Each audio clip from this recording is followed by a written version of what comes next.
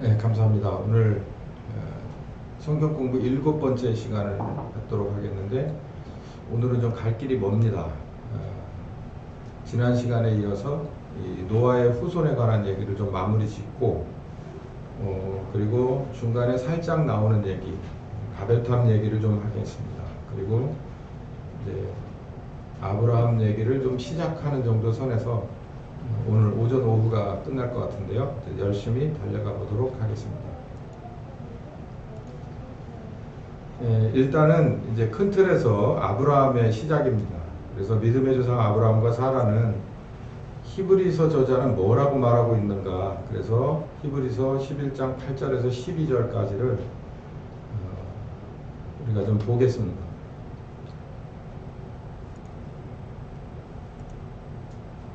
같이 한번 읽어볼게요. 시작.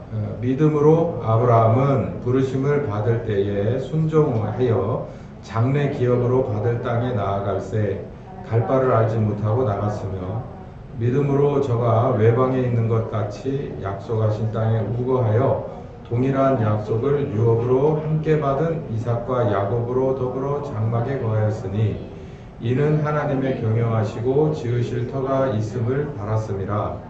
믿음으로 사라 자신도 나이 들고 단산하였으나 잉태하는 힘을 얻었으니 이는 약속하신 이를 미쁘신 줄을 알미라. 그러므로 죽은 자와 방불한 사람으로 말미암아 하늘의 허다한 별과 또 해변의 무수한 모래와 같이 많이 생육하였느니라. 일단 아브라함 얘기는 좀 뒤로 미루기로 하고요.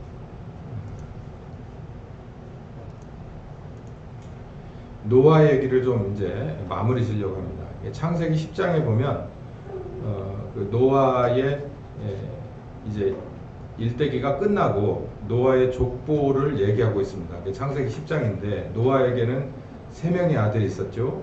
야벳이 있었고 함이 있었고 그리고 이제 셈이 있습니다. 자, 여기서 야벳에 관해서는 이제 크게 뭐 이런저런 얘기가 나와 있지 않아요. 10장을 전부 읽어봐도.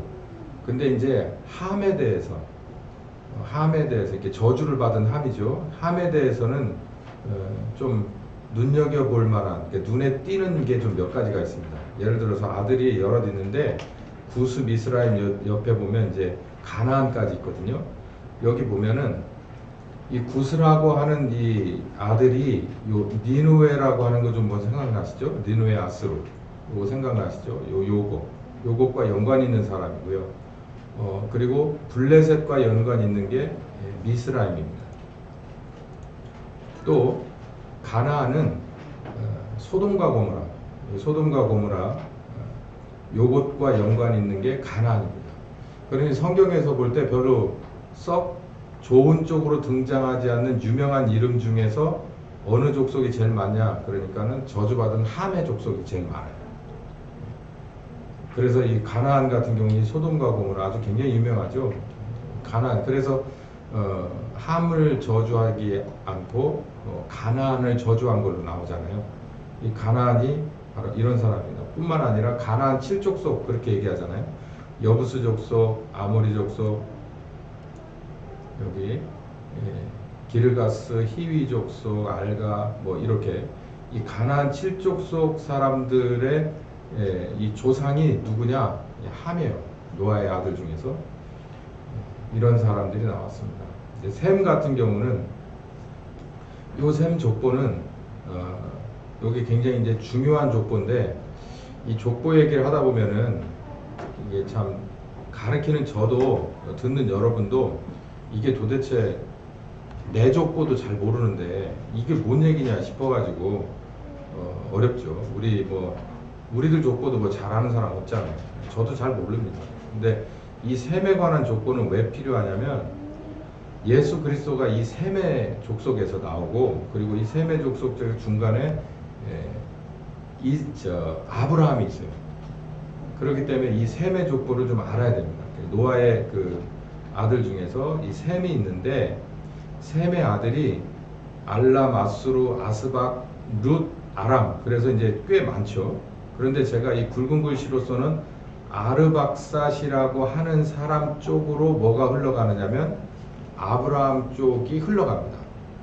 그래서 아들은 여럿 있었지만 아르박삿의 우리는 이렇게 주목을 해야 될 필요가 있어요. 그래서 제가 아르박삿을 썼거든요. 아르박삿이 셀라를 낳고 에벨을 낳고, 그리고 여기서 두 아들 얘기가 나오는데 벨렉과 욕단이라는 아들이 나와요. 근데 이게 전 세계가 둘로 갈라진 뭐 이런 사건이다, 성경은 그렇게 말하는데 이게 혹시 바벨탑 사건이 아니냐 이 생각이 들거든요. 그래서 요 두 아들 중에서 아르박삿의 후손은 벨렉 쪽으로 흘러갑니다. 아브라함을 향해서 흘러가요. 이 벨렉이라는 사람이 그래서 중요하고, 그리고 이제 르우가 나오고 쭉 가면서 어디로 가느냐면 아브라함으로 이렇게 흘러 내려가는 족보가 돼요. 그러니까 믿음의 족보가 그쪽으로 흘러간다는 얘기죠. 그래서 제가 이 지난 시간에 요거 사진 보여드렸던 이것이, 여기 보면 이 빨간색이 함, 주로 나쁜 쪽으로 등장하는 사람들과 지역이 돼버렸죠. 그 사람들이 나쁘니까 그 지역이 그렇게 됐겠죠. 여기 보면은 이스라엘이 나중에 지금도 자리 잡고 있는 이스라엘 쪽은 가나안 족속이 이 함의 후손으로 돼 있고요. 야벳은 이쪽 위쪽에 있는데, 이쪽 흑해 쪽에 이렇게 길게 늘어뜨려져 있는데, 그리고 셈 같은 경우는 이쪽, 여기 지금 이게 페르시아만이고요. 요 아르박삿이라고 써 있는 여기가 요 위쪽이 이게 지금 현재 지명으로 말하면은 이라크입니다. 쿠웨이트, 이라크, 이란 이런 식으로 되어 있어요. 이따가 이제 그 사진도 하나 더 나올 텐데요. 셈은 주로 요쪽에 자리를 잡아요. 이 바벨론 문명이 나온 데가 바로 요거거든요. 그 유브라데스와 티그리스 강이 있는 이라크 쪽, 쿠웨이트 쪽, 요 페르시아만으로 연결되는 요 아주 비옥한 땅입니다. 봐도 이렇게 여기 이런 데는 사막이고요. 이렇게 포르스름한 데는 이게 초지거든요. 여기 이렇게 두 가지 강이 이렇게 흐르는 바로 여기에 아르박삿이 자리를 잡고, 아르박삿의 후손 중에서 누가 나오냐면 아브라함이 거기서 나와요. 이렇게 자리를 잡는다, 이런 얘기를 하고, 또 요 얘기는 더 보충해서 나올 거예요. 자, 그러면 바벨탑 얘기를 좀 해보겠습니다. 이제 후손 뭐 이런 얘기가 있고, 근데 창세기 11장 1절부터 9절까지는 바벨탑에 관한 얘기가 시작되는데, 이렇게 시작됩니다. 온 땅의 구음이 하나였다. 언어가 하나다. 이에 그들이 동방으로 옮기다가 신할평지는 제가 아까 말씀드린 어디냐면 여기쯤이에요. 여기 요 페르시아만 요쪽, 그러니까 갈대아 우르 지역 그쯤이에요. 여기가 갈대아 우르 아브라함의 고향이거든요. 요쪽 지역입니다. 이따 좀 큰 사진을 보여드릴게요. 이쪽에서 사람들이 만나서 서로 말해요. 뭐라고 말하냐면, 우리 벽돌 만들어서 견고하게 굽고 이걸 가지고서 역청 진흙 발라가지고, 이게 뭐냐면 지금으로 말하면 조적입니다. 조적.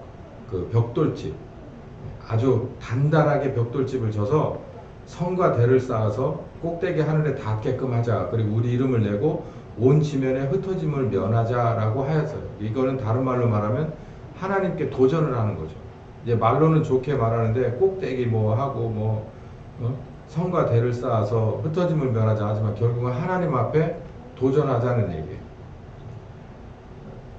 그래서 이제 이런 일이 벌어지게 돼서 이제 결국 나중에는 언어가 다 흩어지는 이런 상황이 돼서 사람들이 이제 흩어질 수밖에 없는 상황을 하나님이 만들어서 다 흐트러 버렸다. 이제 요 얘기가 이제 바벨탑 얘기예요. 굉장히 짧은 얘기입니다.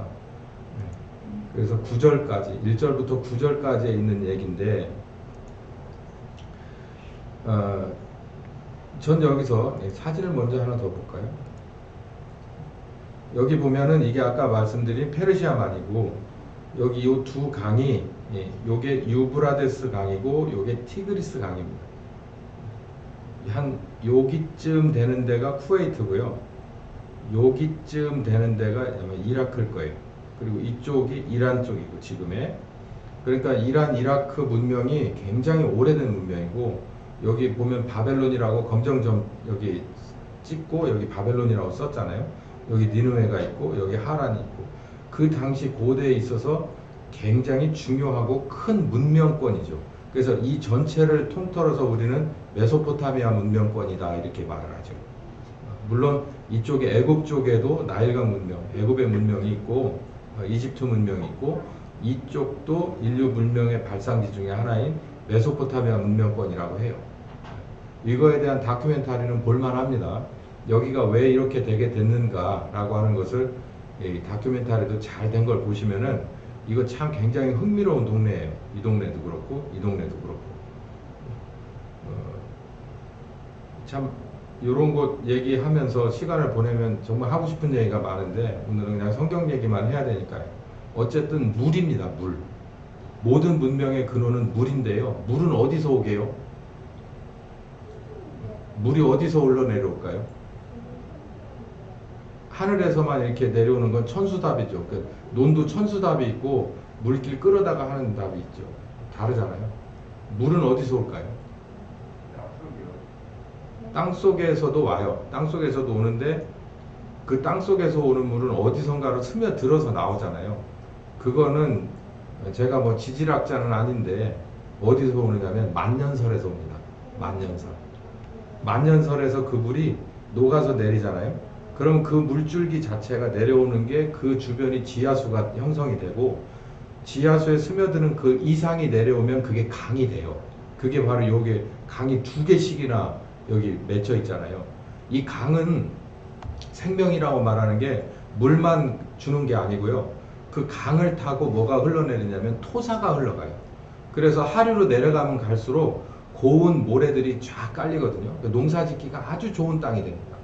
그래서 여기 있는 요 수메르라고 하는 요게 고대 문명인데요. 이 사람들이 어마어마한 지금으로는 비교가 안 되는 어마어마하게 좋은 땅에 여기 자리 잡은 문명이에요. 그럴 수밖에 없어요. 어디든지 심기만 하면은 잘 나고 그리고 얼마든지 살기 기온이 좋고 그러니까 뭐 사람들이 모여들고 기술자들도 있고 별 사람 다 있고 정치가 생겨나고 군대가 생겨나고 노략질하고 약탈하고 방어하고 또 좋은 기술이 발달을 하고 그래서 문명권이 되는 거예요. 그래서 언어가 나오고 법이 나오고 그 여기가 이게 문명권입니다. 그래 이름하여 이게 메소포타미아 문명권이라고 하죠. 여기 쪽에 누가 와서 살았다고 그랬죠? 제가 아까 말씀드릴 때 노아의 후손 중에서 셈족 중에서 아르박삿이라고 하는 아들이 쭉 어디로 이쪽에 가서 거했다. 이쪽 아르박삿은 이쪽쯤에서 자리를 잡았어요. 그러니까 문명권 근처에서 자리를 잡아요. 이게 한가운데는 아닐 거고요. 살짝 옆으로 비껴난 곳에서 자리를 잡습니다. 네. 이 사람들이 이제 전부 흩어진 사람들, 노아의 자손들이 이제 쭉 흩어져서 살다가 연합 운동이 일어나기 시작을 했어요.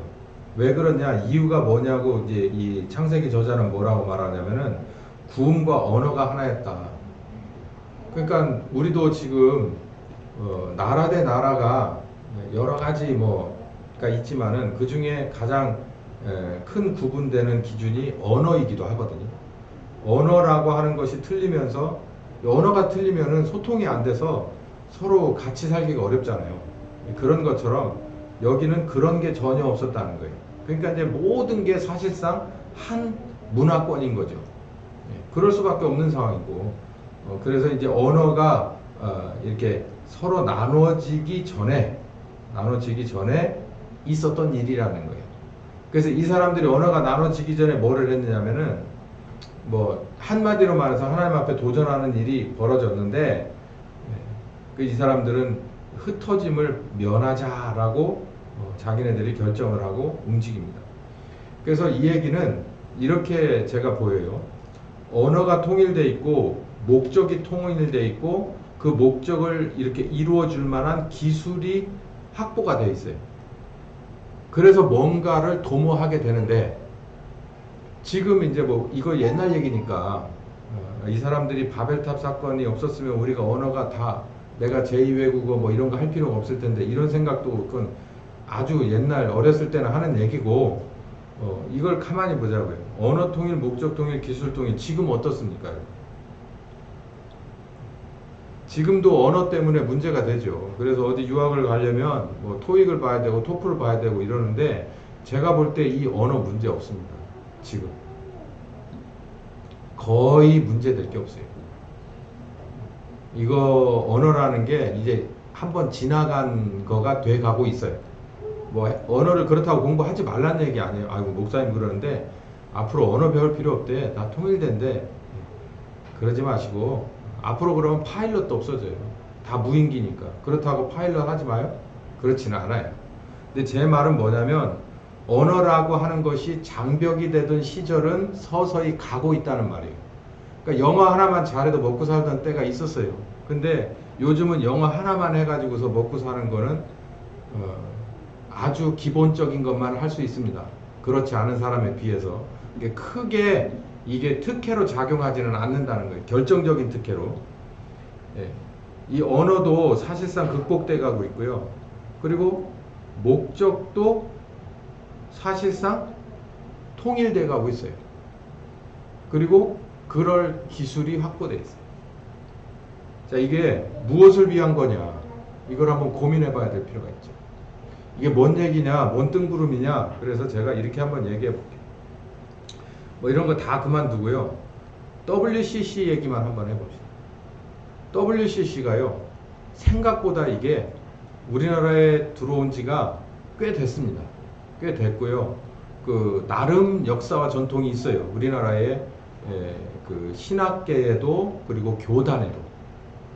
그러니까 뭐 침례교나 이런 데서는 이 WCC 운동, 교회 연합 운동에 관해서 별로 얘기를 한 적이 없지만 그 외에 다른 자유주의 교단에서는 이 WCC 운동에 대해서 생각보다도 아주 집요하게 아주 서서히 잠식해 왔어요. 이게 자기가 이런 배경을 가진 이 모임에 있었는지조차도 모르면서 그게 물이 들어가고 나중에 가다 보니까 정체성이 나도 모르게 그 방향으로 흐르고 있는 거를 볼 수도 있는 거예요. 지금 이게 우리 교회, 한국교회 이런 현실이거든요. 여기 보세요. 언어가 통일되고 목적이 통일되고 기술이 확보됐어요. 그 무엇을 위한 거냐라는 거예요. 자, 보자고. 종교다원주의에 입각해서 WCC 운동이 벌어져요. 그게 무엇을 위한 거예요? 무엇을? 그러니까 우리 교회 교인들은 이 WCC라고 하는 것의 심각성에 대해서 한 번도 경험해 본 적이 없는데 이 사람들의 기도문이라든가 이 사람들의 그 집회 현장이나 이런 걸 촬영한 동영상을 보시면 정말 차마 보기 어렵습니다. 그런데도 이걸 가지고 목숨 걸고 대들어서 앞줄에 서서 투쟁하는 사람들이 꽤 있어요. 찾아보려고 하시면 유튜브만 찾아보셔도 엄청나게 많고요. 기사만 찾아보셔도 엄청나게 많습니다. 감리교단 같은데, 기독교 장로교 같은데, 감리교단에서 어떤 그 목사일걸요? 아마 전도사 아니었던 축도하는 거 보니까 목사지. 그 퀴어 축제 가가지고 축도해가지고 뭐 어쩌고 저쩌고. 그러니까 그런 일이 처음부터 그렇게 하자고 시작된 건 아니거든요. 서서히 그쪽으로 끌어갔단 말이에요. 저는 바벨탑 사건도 이런 사건들의 원점이라고 봅니다. 그걸 분석을 해보니까 뭔가 통일된 게 있었어요. 공감대 형성이 되고 뭔가 장벽이 없이 서로 연합할 수 있는 것이 있었다고요.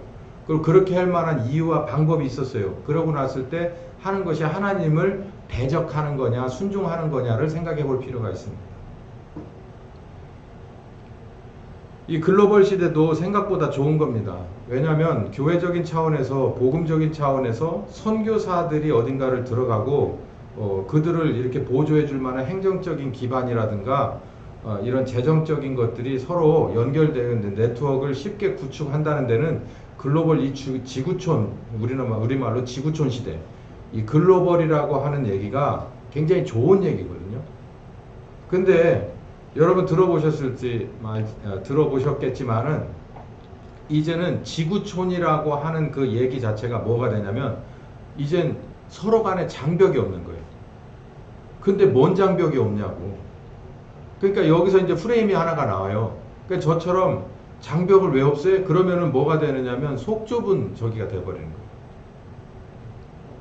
거예요. 원래 개신교가 교리가 그런 게 아니잖아. 뭐 이러면서 이제 그런 박스 안에다가 나를 집어들려고 하는데 이 성경을 좀 자세히 보고 하라고 얘기를. 자, 한번 다음 장을 한번 볼게요. 여호와께서 가라사대 이 무리가 한 족속이다. 누구 족속입니까? 노아 얘기죠. 노아의 자식들이에요. 언어도 하나예요. 그 당시에 노아가 쓰던 언어를 자식들도 썼겠죠. 이같이 시작하였으니 이루는 경할 일을 금지할 수 없을 거다. 그러니까 또 누구는 또 이런 멍청한 소리를 합니다. 하나님이 이 사람들 놔뒀다가는 감당이 안 될 것 같으니까 언어를 흩어버렸다. 물론 뭐 믿고 싶은 대로 믿는 건데 저는 하나님이 그럴 만한 능력이 없어서 이렇게 했다고 막 보진 않아요. 이거는 하나님의 의도가 깔린 겁니다. 언어를 혼잡시켜서 이 사람들을 인종에 상관없이 언어에 맞는 사람들끼리 싹 흩어버린 거예요. 그래서 이 사람들이 있는 곳에서 다른 이 새로운 문명이 재편되기 시작하는 거죠. 이유가 있다고 생각해요. 그러므로 이름을 바벨이라고 했다. 여호와께서 거기서 온 땅의 언어를 혼잡게 하셨다. 그들이 지면에 흩어졌다. 그러니까 언어를 따라서 흩어지게. 이게 하나님의 후퇴냐? 전 그렇게 생각하지 않습니다. 언어의 혼잡이라는 건 이렇게 한번 써봤어요. 제가 같은 의미를 다른 표현으로 하는 거예요. 그러니까 이게 종교다원주의 아니요? 이렇게 얘기할 수도 있겠죠. 근데 이거는 엄연히 다릅니다, 여러분. 같은 의미 다른 표현이라고 하는 게 이 언어가 혼잡되다 보니까 예를 들어서 이걸 닭이야 라고 부르는 사람들이 이건 닭이다 하는 사람들끼리 모여요. 이걸 알아듣는 사람들끼리. 이걸 닭이 아니라고 부르는 사람들끼리 또 모여듭니다. 또 그렇지 않은 또 다른 말끼리 또 모여들어요. 그래서 다 지들이 살 곳으로 뿔뿔이 흩어져서 연합할 수가 없는 거예요. 그래서 하나님이 흩으신 것으로 무엇을 해결했느냐면 언어가 통일되고 목적이 통일되고 기술이 확보돼서 하나님 앞에 대적하는 것을 언어를 혼잡시켜서 흐트러 버리는 것으로 해결해버렸어요. 전 이렇게 봅니다.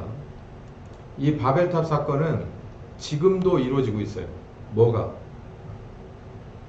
한 가지 목적, 그리고 할 수 있는 방법, 또 그렇게 하고 싶은 의지가 있는 사람들끼리 모이면 하나님 앞에 대적할 수 있는 일을 충분히 만들어낼 수가 있어요. 제가 수요일 성경 공부 시간 같으면 정말 입에서 쫙 나올 만한 소리가 많은데 지금도 우리 주변에 그런 일이 벌어지고 있어요. 이 바벨탑 사건이. 근데 하나님은요, 우리에게 뭘 줬냐면은 언어를 주시고 서로 그 언어에 입각해서 서로 흩어져서 살게끔 하셨어요. 하나님 앞에 대적하기 위해서 모이지 말아야 돼요. 그래서 자유라고 하는 개념 속에 뭐가 있냐면은 따로 또 가치입니다. 우리 침례교 정체성 중에 굉장히 중요한 게 뭐냐면 개별 그리고 연합이에요. 개별 우선이고 연합은 아주 신중하게 합니다. 근데 다른 교단은 그렇지 않아요. 개별 별로 생각하지 않아. 제가 말씀드린 자유주의 교단 같은 경우는 그냥 모둠이에요. 모둠. 개별 거의 없어요. 개별 얘기하면 그냥 잘려 나가요. 그 사람 거기서 목회하기 어렵다. 근데 우리 교단은 그렇지 않아요. 우리는 개교의 중심이고 개별 목사 중심이에요. 그리고 교회 안에서는 모든 성도들 중심이고, 물론 우리는 제 중심이긴 하지만, 네. 하나님은 이렇게 흩어 놓으셨어요. 그래서 흩어진 개개인들에게 하나님은 개별적으로 그 사람들과 하나가 되기를 원하세요. 그리고 때로는 많지는 않아요. 많지는 않은데 그 사람들이 연합할 수 있게끔을 해요. 그게 교회입니다. 그거 왜 그렇게 하셨을까? 여기 보면 이 사람들이 앞으로 더 놔뒀다가는 이들의 경영을 막을 방법이 없어서 이렇게 하겠다. 이렇게 성경은 이런 식으로 묘사를 해놨는데 저는 여기서 하나님의 속성과 스타일이 나타난다고 봐요. 노아의 시절을 가만히 뒤로 한번 올라가 보세요. 노아가 왜 노아가 됐습니까? 그 당시에 사람들이 죄가 끝까지 갔어요. 끝까지. 그래서 그 사람들을 싹 쓸어버리고 나서 다시 리셋한 게 노아거든요. 근데 여기 보면 이 사람들이 다시 모여가지고 뭐를 하느냐면 그럴 수 있을 만한 여지가 있으니까 또 스멀스멀 일어나가지고 하나님 앞에 다시 대적하기. 이 사람들 말은 그래요. 굉장히 좋아. 흩어짐을 면하기 위해서 여기다 우리가 하여간 견고하게 우리가 할 수 있는 모든 것을 들여서 견고하게 쌓고 연결해서 성을 쌓고 대를 연결한다는 건 이렇게 벽을 서로 간에 연결한다는 거죠. 막루를 이렇게 쌓고 막루 대 막루를 벽으로 연결해서 만리장성처럼 그렇게 쌓는 거예요. 그렇게 쌓아서 우리들이 이걸 중심으로 흩어짐을 면하자. 근데 하나님은 흩어버렸네. 그러니까 생각이 그 노아에게도 그랬어요. 내가 이 사람들을 만들어 놓은 걸 정말 후회한다. 왜냐하면 얘네들은 생각하는 것, 마음 쓰는 것이 모두 나하고 반대되는 쪽으로만 가. 여기 보세요. 또 하나님하고는 반대적인 쪽으로 가는 거예요. 우리 흩어지지 말자. 그래놓고 뭉치는 거예요. 그러니까 하나님은 보란 듯이 싹 흩어버리는 거예요. 아니 뭉쳐지는 걸 하나님이 꼴 보기 싫어서 그런 게 아니라 이 사람들의 생각이 틀려먹은 생각들 가지고서 뭉쳐지려고 하니까 흩어버리는 거예요.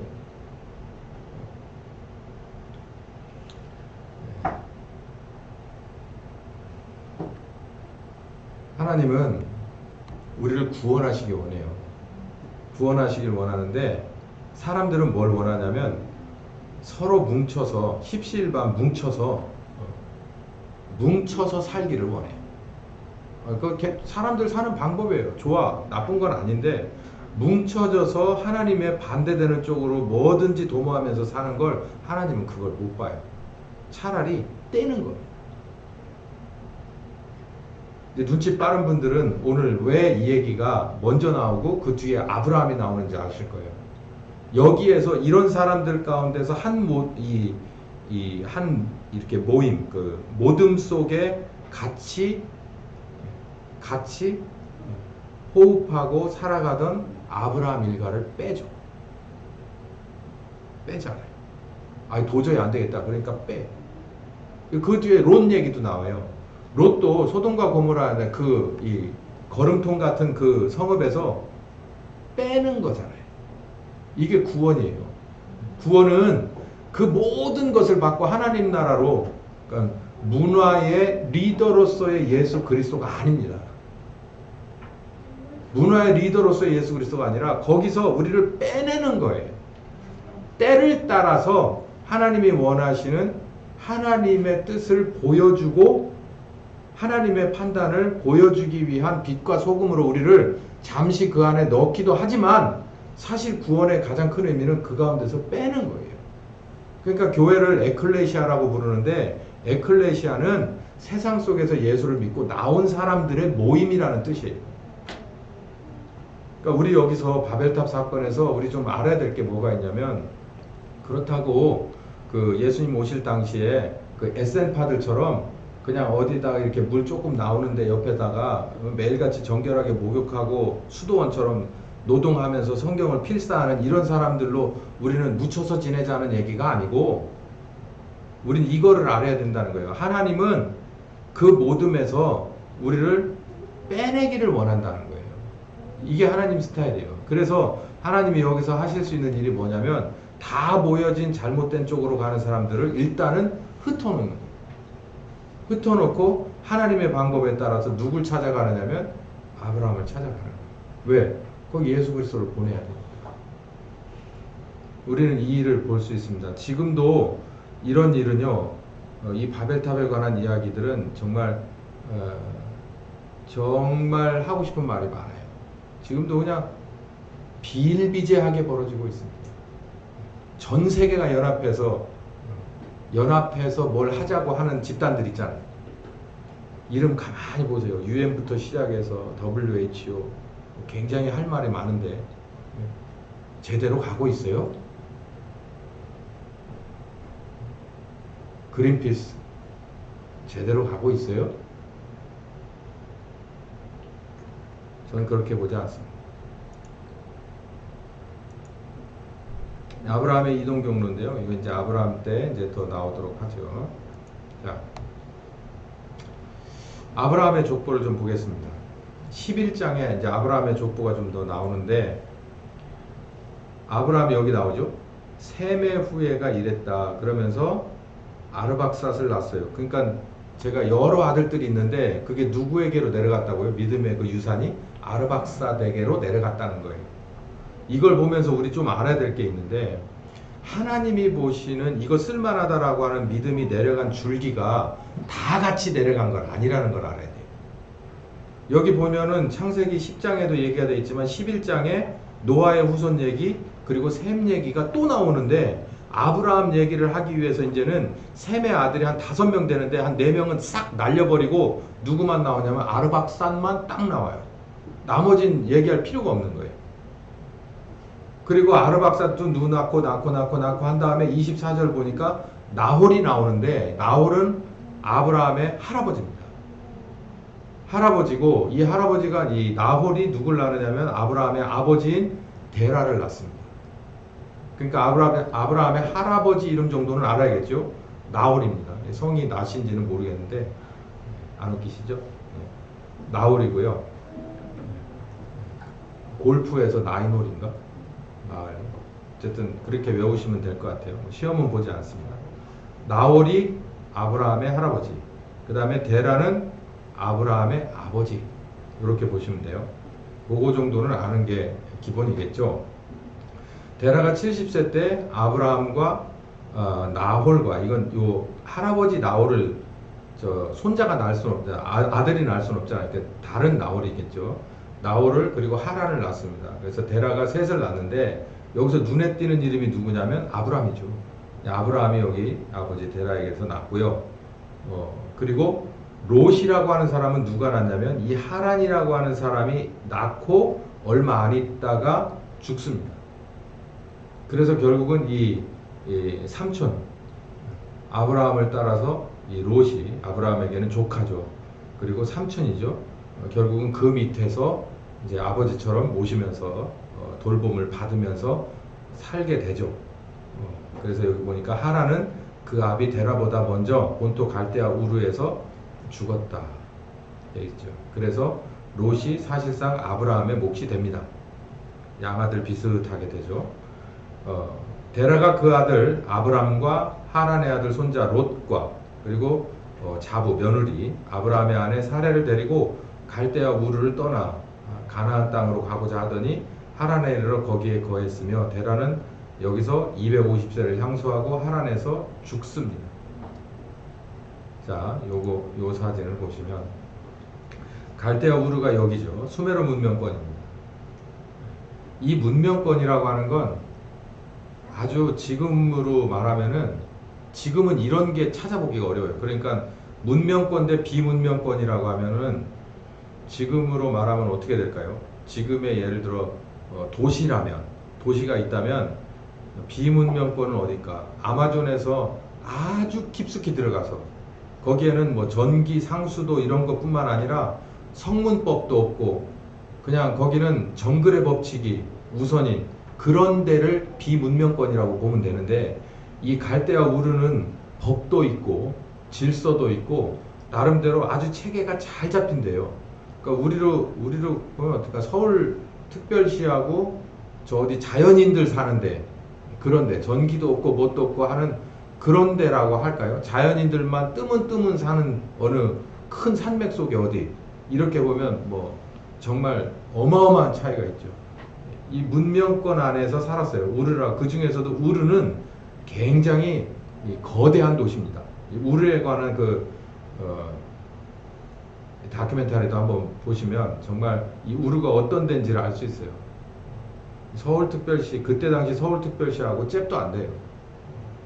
뉴욕쯤 된다고 할까. 그쯤 되는 데에서 살다가 떠났습니다. 어디를 향해서? 요 가나안을 향해서 떠났어요. 그래서 이렇게 가버려도 될 길을 이렇게 갔어요. 이건 나중에 데라한테 내가 물어봐야 되는데 그냥 지금은 물어볼 수가 없으니까, 제 생각에는 왜 일로 갔는가를 곰곰이 고민을 해보니까 여기서 일로 가는 거는 길이 없는 거예요.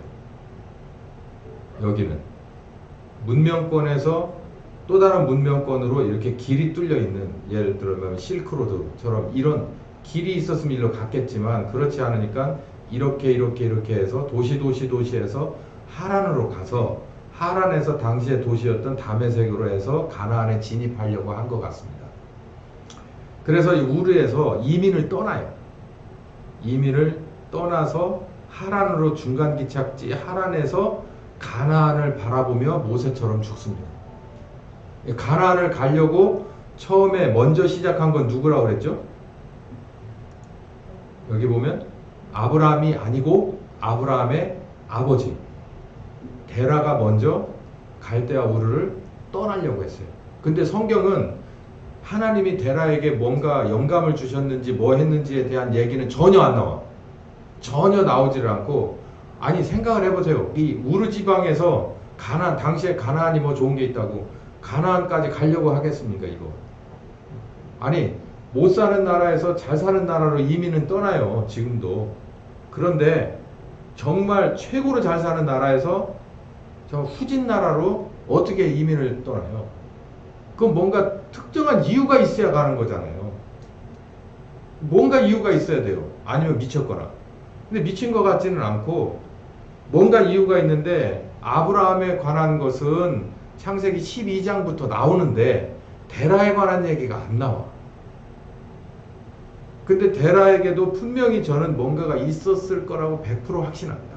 그렇지 않으면 이렇게 해서 자기 혼자 호롤단신도 아니고 자기 있는 식구나 롯까지 다 데리고 그리고서 완벽하게 정리를 해서 우르를 떠날 수가 없어요. 이렇게 떠나다 결국은 가는 길체에서 그냥 죽었습니다. 데라가. 그래서 노아의, 여기서 보면 아브라함의 족보를 정리하면 노아가 셈의 아들로 믿음의 족보가 내려오고, 셈의 여러 아들 중에서 아르박삿이라는 사람, 아르박삿에서 쭉 실개천처럼 흘러내려오다가 아브라함의 할아버지 나홀, 그 다음에 아버지 데라, 그 다음에 아브라함. 자, 여기서 오늘 요것만 하고 점심 먹읍시다. 요걸 딱 보시고 지금까지 아브라함과 노아의 족보를 쭉 봤어요. 그리고 겸해서 뭘 들었냐면 바벨탑에 관한 그 당시 사람들의 삑사리? 이것도 우리가 들었습니다. 그랬을 적에 이 족보와 연관, 이 성경을 쓴 창세기 저자가 왜 노아의 족보 얘기를 하고 그 중간에다가 이 바벨탑 이야기를 집어넣고 그 다음에 아브라함의 족보에 관한 구체적인 걸 다시 요약해서 넣어놓고, 그리고 데라가 먼저 이렇게 되는 과정을 조금 설명해 놓은 다음에 아브라함에 관한 얘기를 집중적으로 12장부터 시작을 했을까요? 예, 제가 이 50% 답을 드리면 이 창세기 저자는 이 족보 얘기가 없이는 아브라함을 풀어갈 수가 없어요. 아브라함을 잘 풀어가고 싶은데 요 얘기가 빠지면 안 됐기 때문에 들어간 겁니다. 이게 노아의 족보 얘기, 노아의 세 아들에 관한 대략적인 족보, 그 다음에 여기 지금 나오는 바벨탑에 관한 이야기, 잘못된 사람들의 다른 하나님께 대적하는 새로운 시도죠. 그런 다음에 아브라함의 족보를 자세히 묘사를 해놓고 그리고 데라 얘기부터 시작합니다. 자, 그러면 여러분이 여기서 찾아내셔야 될 답은, 이 창세기 저자가 아브라함의 이제 믿음에 관한 얘기를 하려고 이렇게 쭉 풀어내다 족보 얘기를 하면서 의도했던 건 뭘까요?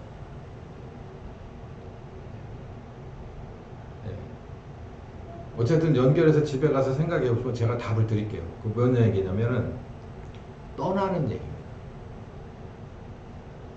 그래서 제가 여정이다 이제 여기 이렇게 표시를 했는데, 아브라함과 하나님의 믿음의 여정이 시작돼요. 믿음을 향한 여정.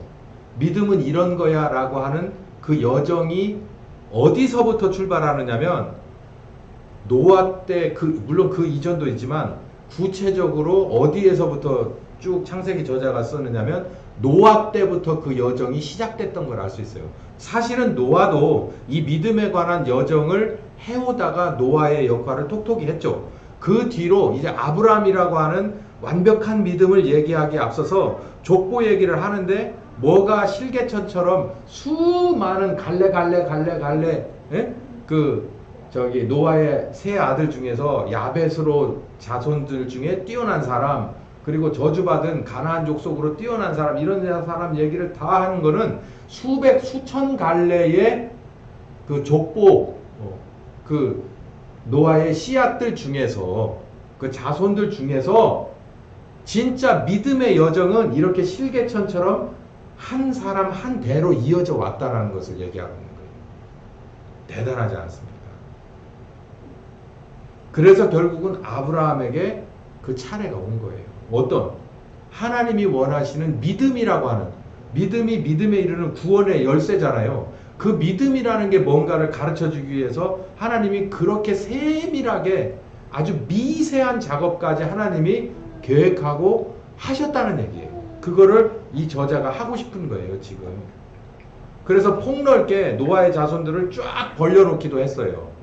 그 과정에서 그 저주받은 함의 자손들이 주축이 됐겠죠. 그 사람들이 선동을 하고 결국은 다들 참석을 해서 이 셈 자손들까지 다 참석을 해서 이 바벨탑 사건에 이르게 되고, 하나님은 그거를 또 다시 한번 흩어놓습니다. 흩어놓고 무엇을 집중하느냐면 믿음이라는 거.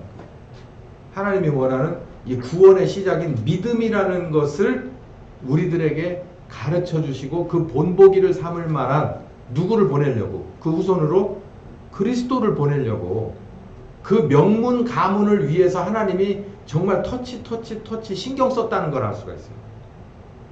이 뒤에 더 나오지만 이제 아브라함이 자기 마누라를 한 2번 팔아먹습니다. 사라가 엄청 이뻤는가 봐요. 2번을 팔아먹어요. 자기 누나라고. 그래서 2번을 팔아먹는데 참 하나님이 다시 돌려놔요.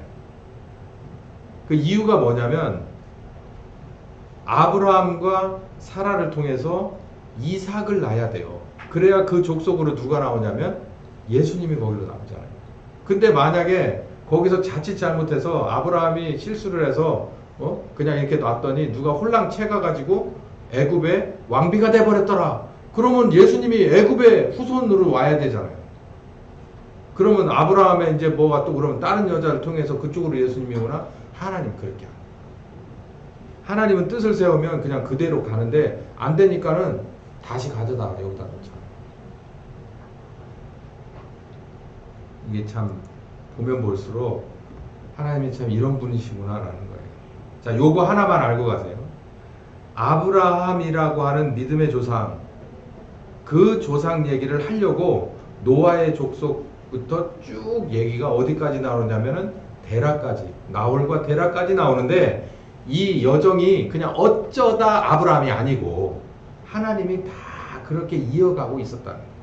한 사람 한 사람들을 다 보고 평가를 해서 하나님이 원하는 사람을 선택을 해서 누구에게 믿음의 조상이 되는 기회를, 이를테면은 노아의 세 자손 중에서는 셈을 받고, 셈 중에서는 그 5명의 아들 중에서 아르박삿을 받고, 그리고 아르박삿을 쭉 내려가다 결국은 여러 아들들이 있었겠죠. 다 없어져서 누가 나오냐면 여기 나오는 대로 나홀이 나오고 데라가 나오고 그 다음에 정말 아브라함이 나오는 거죠. 이 일은 그냥 실시간으로 쓴 게 아닙니다. 이미 다 이루어진 상태에서 수백 년이 지나서 썼을지 수천 년이 지나서 썼을지 모르는 일인 거예요, 이게. 그러니까 지나온 것을 큰 그림, 이미 지나간 것에 관해서는 큰 그림이 보이거든요. 큰 그림을 이렇게 펼쳐놓고 봤을 때 하나님이 다 여기서 예정이 여기 나옵니다. 하나님이 이렇게 다 하셨구나. 이렇게 다 계획하고 이렇게 해서 하나님이 원하시는 뜻이 막힐 때는 이렇게 해서 틀어놓으시고 다시 원위치로 잡아놓고 이렇게 해서 하나님이 원하시는 뜻은 반드시 이루시고야 말았구나 라고 하는 것을 알고 이 창세기 저자가 이걸 쓴 거예요. 자, 이제 점심을 먹은 다음에는 이제 아브라함 얘기를 좀 더 들어가 보도록 하겠습니다. 오늘 예배를 제일 잘 드린 건 우리 주일학교예요. 주일학교 정말 잘 드렸습니다. 우리 한번 박수 한번 쳐줍시다. 완전히 정말 최고입니다. 제가 기도하겠습니다. 감사하신 주님, 오늘 주일학교 포함해서 아브라함 얘기를 시작하는데 이렇게 주일학교 열심히 예배를 조용히 잘 드렸습니다. 저 어린애들 정말 한 귀로 듣고 나가는 게 아니고 귀로 들어와서 지금 이해가 안 되지만 언젠가는 새록새록 생각나는 일을 성령께서 하실 줄을 믿습니다. 이들을 잘 키우셔서 정말 이 교회와 그리고 저 가정뿐만 아니라 이 나라에도, 하나님의 나라에도 귀한 일꾼들로 다 삼으시옵소서. 감사합니다. 예수님의 이름으로 기도했습니다. 지금은 우리 주 예수 그리스도의 은혜와 아버지 하나님 극진하신 사랑하심과 성령님의 교통하시는 역사가 이제는 정말 하나님이 세우신 계획대로 하나님 편에 서기로 작정하는 한 10년과 가정과 교회 후에 함께 하시길, 특별히 우리 주일학교 한 사람 한 사람 머리 위에 함께 하시기를 예수 그리스도의 이름으로 축원하옵나이다. 아멘. 네, 오전 시간 여기까지 하겠습니다.